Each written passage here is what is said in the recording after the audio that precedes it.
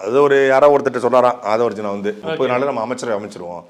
நம்ம அமைச்சரை அமைச்ச பிறகு நம்ம நிறைய பேரை கவனிக்க வேண்டியிருக்கு. அதில் வந்து சாட்டை ஒரு ஆள். ஓ சரி சரி. உங்கள் அப்பன் இருக்காங்களா, உங்கள் அப்பன் திமுக, உங்கள் அப்பன் திமுகவை ஏற்று பேசி 14 வழக்கு வாங்கி குண்டாசை வாங்கி ஆட்சிக்கு வந்து முதல் கைது.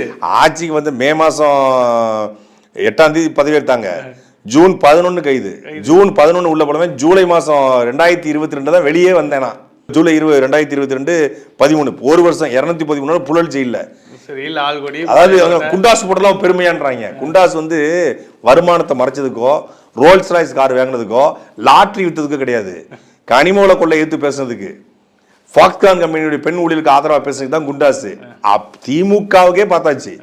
நீ எல்லாம் கரு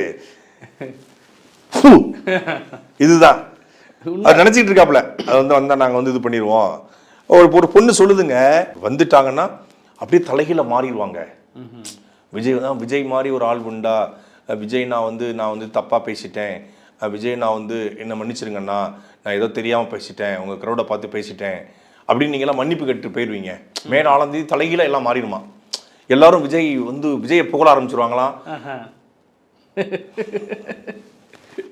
ஐயோ கொடுமை. அதாவது அவங்க எந்த மாதிரி ஒரு கற்பனை உலகத்துல வாழ்ந்துட்டு இருக்காங்க அப்படிங்கிற கற்பனையிலே வாழ்ந்து கற்பனையிலே அழிய போறாங்க. இது ஒரு பெரிய ஓட்டு விஜய்க்கு விழுந்துருக்குன்னு சொல்றாங்கல்ல, நீ எவ்வளவு பெரிய ஓட்டு விழுந்தாலும் அந்த கற்பனை உலகத்தில் இருக்கக்கூடிய அந்த கும்பல் விஜய் முதலமைச்சராகி மிகப்பெரிய நல்லது பண்ண போறாருன்னு நினைச்சிட்டு இருக்காங்க. ஆம் ஆத்மிக்கு நிகழ்ந்தது விஜய்க்கு மே 4ஆம் தேதிக்கு பிறகு நிகழ ஆரம்பிக்கும். கண்டிப்பா. எடப்பாடி தொகுதியில் ஒருத்தன் தானே துரோகம் பண்ணிட்டு போனான்னு சொன்னீங்க. இந்த 4ஆம் தேதி ஆகட்டும். 4ஆம் தேதிக்கு அப்புறம் எத்தனை பேர் வெளியே வரான்னு மட்டும் பாருங்க.